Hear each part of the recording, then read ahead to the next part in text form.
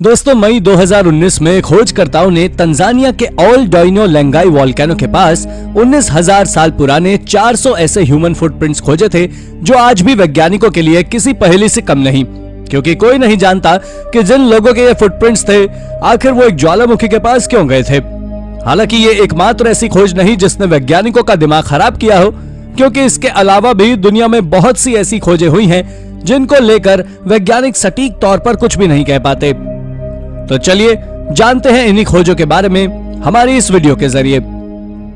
Number 10, hidden carvings in India. दोस्तों, साल 2018 में भारत के कोंकण रीजन में आर्कियोलॉजिस्ट को कुछ ऐसा मिला जिसको देखकर उनकी आंखें ठिठक कर रह गईं। इस आर्कियोलॉजिकल साइट पर उन्हें ऐसी कार्व्ड रॉक्स मिली जिन्हें देखकर वो बिना चौंके नहीं रह सके, क्योंकि जब इन रॉक्स की कार्बन डेटिंग की गई तो पाया गया कि ये पेंटिंग्स करीब 10,000 साल से लेकर 20,000 साल पुरानी हैं। ह्यूमन सिविलाइजेशन में इतने सालों पुरानी शानदार कार्विंग्स को देखकर हर कोई इसलिए चौंक गया क्योंकि 10,000 साल पहले ऐसी पेंटिंग्स की कल्पना शायद ही किसी ने की होगी। लेकिन चौंकाने वाली बात यह थी कि साइंटिस्ट के हिसाब से इन पेंटिंग्स में ज्यादातर जानवरों की पेंटिंग्स थी जो कि भारत से ज्यादा अफ्रीका में पाए जाते थे। इसलिए अब इस बात पर सोचने के लिए भी साइंटिस्ट मजबूर हो गए हैं कि क्या इतने सालों पहले भी इंसान एक कॉन्टिनेंट से दूसरे तक रहने के लिए मूव करते थे। इन कार्विंग्स ने ऐसे ऐसे सवाल पैदा कर दिए हैं जिनके जवाब हाल फिलहाल में तो साइंस के पास भी नहीं है। Number 9, toads tombs. यरूशलेम बिब्लिकल जू जानवरों के लिए एक काफी अच्छा और हेल्दी जू माना जाता है, जहां पर कई प्रकार के जानवर अपना बसेरा बनाए हुए हैं। लेकिन इसी पार्क में खुदाई के दौरान कुछ ऐसा मिला जिसने लोगों को काफी ज्यादा चौंका दिया। यहाँ पर खुदाई करने वाले लोगों को करीब 4,000 साल पहले के दफनाए गए 9 टोड्स, जो कि मेंढक की एक प्रजाति होती है, उसके रिमेन्स मिले। चौंकाने वाली बात यह थी कि इन 9 के 9 टोड्स के सिर कटे हुए थे। इन टोड्स को माइटल बशेस और पाम बशेस के साथ दफनाया गया था।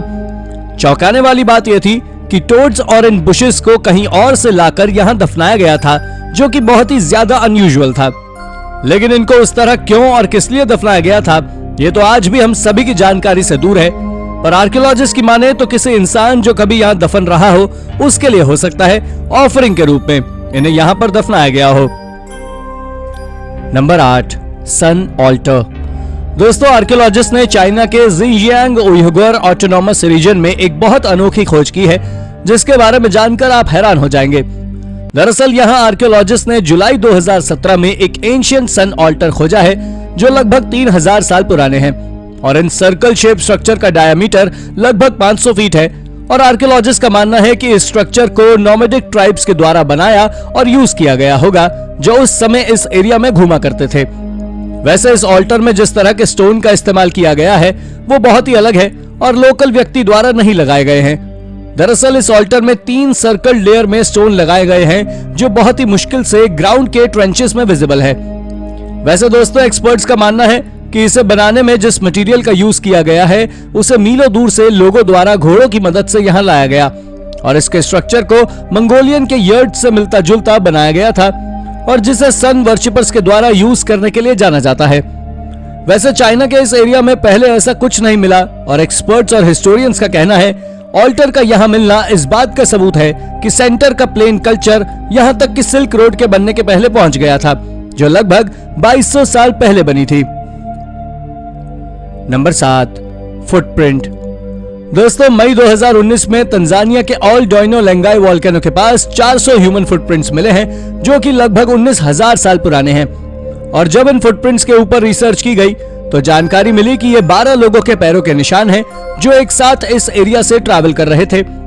इन 12 लोगों में कुछ बच्चे थे और कुछ पुरुष और महिलाएं थी, जिनमें से किसी एक व्यक्ति के पैर का अंगूठा टूटा हुआ था। वैसे दोस्तों, ये माउंटेन लोकल लोगों के बीच माउंटेन ऑफ गॉड के नाम से जाना जाता है। साइंटिस्ट का कहना है कि यहाँ आसपास की डस्ट और राख अभी तक सॉफ्ट बनी हुई है, जिसके कारण ये फुटप्रिंट साफ साफ दिखाई दे रहे हैं। वेल दोस्तों, अभी तक ये पता नहीं लग पाया है कि आखिर ये लोग कौन थे और यहाँ वोल्केनो के पास क्या करने आए थे। Number 6, unfinished obelisk.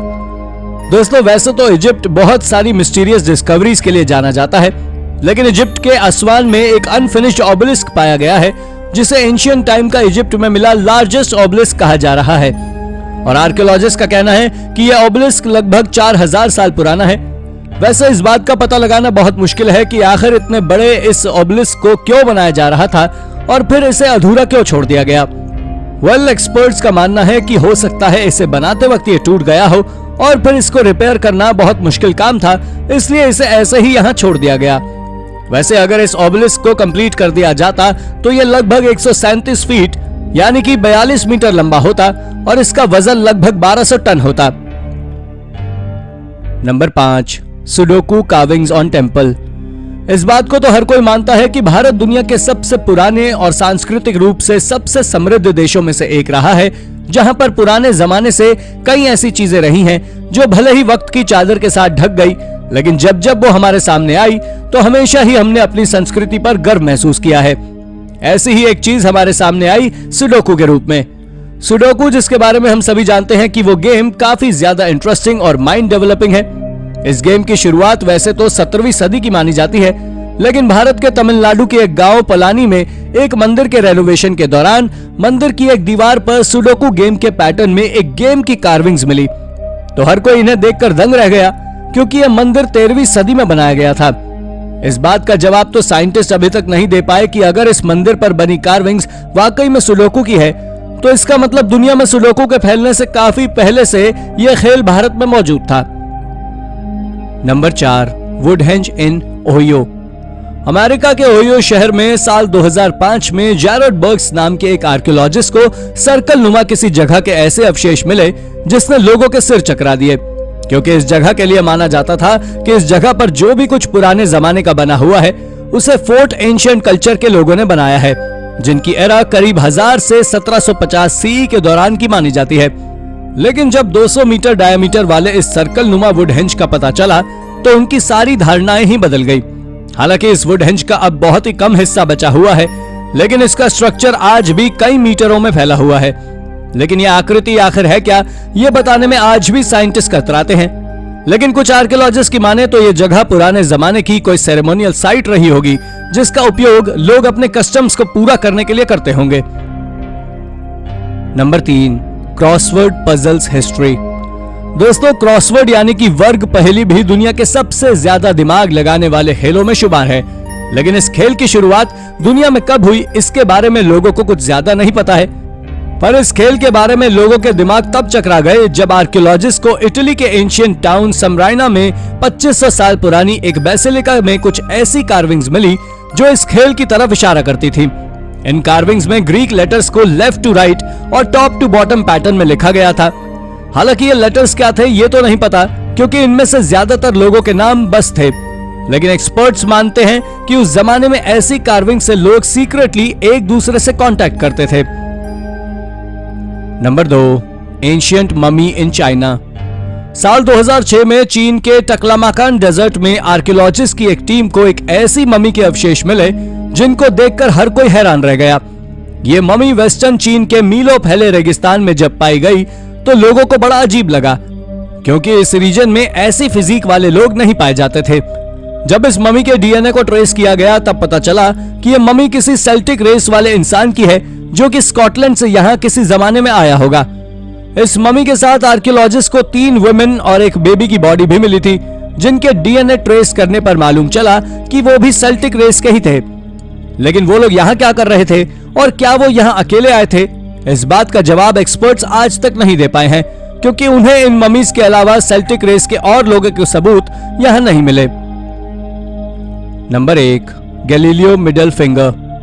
इटली के Florence history of science museum में कुछ ऐसा रखा हुआ है जिसके बारे में जानकर आप भी काफी शौक हो जाएंगे।